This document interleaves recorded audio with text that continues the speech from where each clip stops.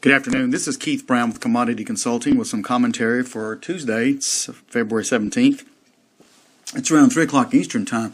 Had a stupendous day in cotton as the market traded well above its recent highs, up well over 100 points a day. Even new crop December really is threatening 6,500. And, of course, that's still cheap cotton, so to speak, but it's a lot better in price and a lot better feeling than it was not too long ago. At any rate, we know that first delivery day for the March contract comes up a week on Monday, and there's still some very tight, limited supply of good grade cotton out there, and so the market's beginning, I think, to do its role of rationing tight supply through higher price. May cotton finished today above 64.40, and new crop and old crop July is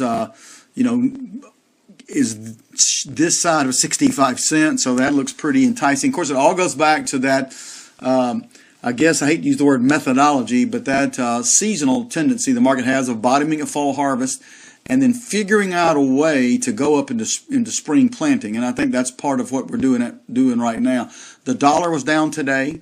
We had a long weekend, of course, with some the news of last week, which was positive, coming out to be a little negative. In other words, they thought they had a deal done on the Greeks' debt, but that may be unraveling. We had a ceasefire between Ukraine and Russian separatists, and I don't think that's working out. And then these ISIS bastards beheaded 21 Coptic Christians, Coptic meaning Egyptian. And so a lot of turmoil in the financial markets today. At one time, most of all those markets were down. But as we finish out the day, we got crude oil up a little bit and the stock market's back up. That also helped the feelings, I guess, of the grains. Corn back 390 basis to March. July wheat around 548, trying 550 here pretty soon.